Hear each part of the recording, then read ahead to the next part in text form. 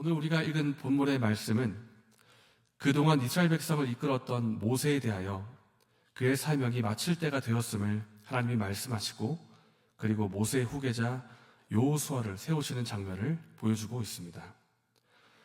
우리가 모세를 잘 알고 있는데, 모세의 삶은 그 시기를 40년으로 나누면 정리가 됩니다. 그의 나이 40살이 되었을 때 모세가 광야로 쫓겨나게 됩니다. 모세가 스스로 생각하기를 내가 이스라엘의 인도자가 되어서 그들을 구원하고 싶다라는 마음을 가졌을 때 이스라엘 백성을 도우려다가 그만 살인자가 되어서 광야로 내몰리게 됩니다. 그렇게 밖으로 내몰려서 양을 치게 되던 시기가 40살 되었을 때고, 그렇게 40년의 세월을 광야에서 보내게 됩니다. 광야에서 40년이 지났을 때 떨기나무 가운데서 말씀하시는 하나님의 음성을 듣고 부름을 받아서 이스라엘의 구원자가 됩니다. 그리고 그렇게 사명을 감당하게 된 때가 그의 나이 80살, 80세였습니다. 그렇게 이스라엘 백성의 40년 광야 여정을 인도합니다. 80세에서 40년이 지나면 120년이 됩니다. 모세가 120세의 나이가 되었을 때 모세는 모든 사명을 마치고 숨을 거두게 됩니다.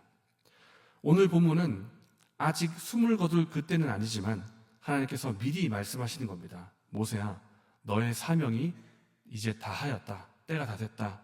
그렇게 13년의 말씀을 말씀하십니다. 내 형 아론이 돌아간 것 같이 너도 조상에게로 돌아가리니. 모세야, 이제 너의 사명이 다였고 이제 너는 여기까지다. 이 말씀을 들은 모세의 마음과 생각이 어떤 생각이 들었겠습니까? 당시 모세는 가나안 땅이 보이는 아바림 산에 올라가서 하나님께서 약속하신 그 땅을 멀리 내다보고 있었을 그때였는데요. 그 땅을 바라보면서 여러 가지 생각을 하게 되었을 것입니다. 내가 지금까지 하나님의 부름을 받고 출애굽을 한 이후로 이렇게 시간이 흘렀구나.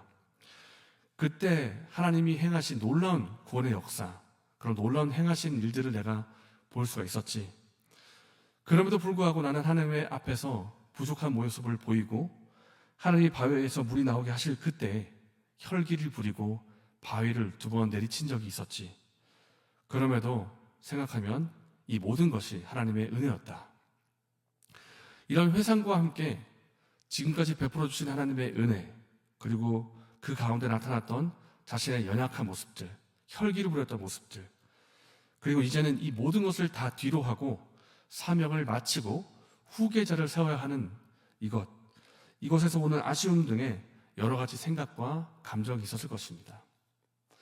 그리고 이제는 마무리를 해야 합니다.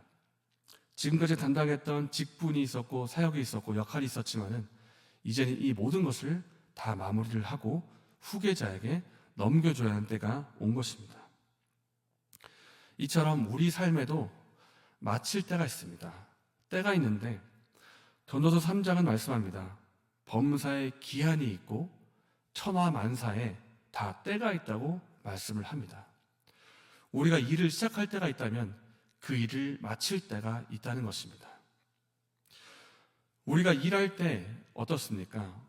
즐겁고 기쁠 때도 있지만 때로는 힘이 들고 어려울 때도 있을 것입니다.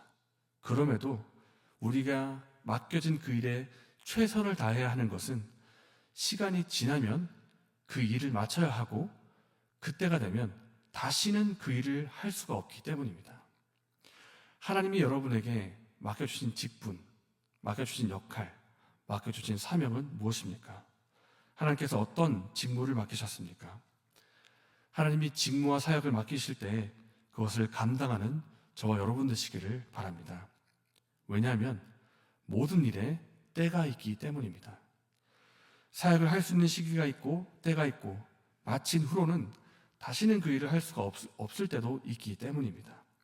하나님이 우리에게 맡겨주실 그때 사명을 감당하는 저와 여러분 되시기를 바랍니다. 직분과 사역을 감당할 때 우리에게 필요한 모습이 있다면 그것은 겸손히 말씀대로 순종하는 것입니다. 하나님은 우리가 감당하는 그 일에 대해서 말씀대로 했는지 그리고 충성되게 했는지 평가하실 것입니다. 말씀대로 충성되게 사명을 감당했던 사람이 바로 오늘 본문에 나오는 모세입니다. 하나님이 모세에 대해서 이렇게 평가하셨습니다. 그는 내 온 집에 충성했다. 그는 내 온 집에 충성했던 사람이다. 그는 온유한 사람이고 나에게 충성된 사람이다. 하나님이 그렇게 평가를 하십니다. 우리가 하나님으로부터 이런 평가를 받는다면 얼마나 영광스럽고 또 기쁘겠습니까? 사실 모세는 광야 여정을 인도하는 동안 혈기를 부린 적이 있었고 또 하나님의 부족한 모습을 보인 적도 있었습니다. 그때 그 불순종한 것 때문에 여러분이 묵상하신 것처럼 하나님께서 바위에서 물이 나오라 명령하실 그때 명령만 하면 되는데 지팡이를 가지고 2번 반석을 쾅쾅 그렇게 친 적이 있었습니다. 그 일 때문에 모세가 가나안 땅에 들어가지 못한다는 하나님의 말씀을 듣기도 했었습니다. 그럼에도 불구하고 모세라는 그 인물의 전체 삶을 볼 때 모세처럼 하나님을 대면하여 대화한 적이 없었고 모세와 같이 그런 선지자가 일어난 적이 없었다.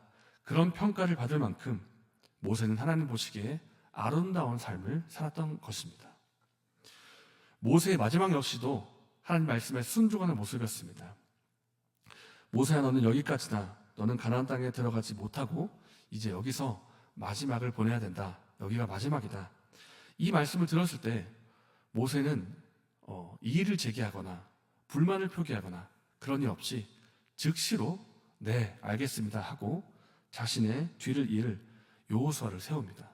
그리고 그에게 안수하고 그의 자신의 역할을 인계를 하는 것입니다. 이렇게 말씀에 순종하는 모세에 대해서 성경이 평가합니다. 그 후에는 이스라엘의 모세와 같은 선지자가 일어나지 못했다. 그러니까 유일무이한 선지자라는 것입니다. 하나님께서 그렇게 평가하실 정도로 모세는 아름다운 삶을 살았고 하나님 보시기에 순종하는 삶을 그리고 충성되게 감당했던 것입니다. 오늘 하나님께서 저와 여러분을 평가하신다면 어떤 평가를 하실 것 같습니까? 너는 나에게 착하고 충성된 종이다. 이런 평가를 우리가 듣는다면 얼마나 영광스럽고 또 기쁘겠습니까?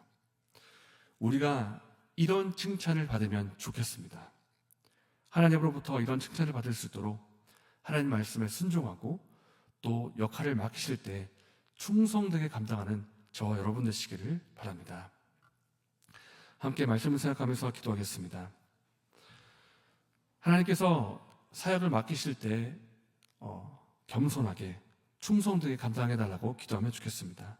우리가 직분과 사역을 감당할 수 있는 때가 있습니다. 그래서 하나님이 우리를 평가하실 때 너는 착하고 충성된 종이라 이런 평가를 받을 수 있도록 우리가 순종하고 충성되게 감당하는 우리가 되어 주셔서 이렇게 기도하시고 또 내일에 있을 예배를 위해서 기도해 주시고 개인적인 제목으로 기도한 후에 자유롭게 돌아가시겠습니다.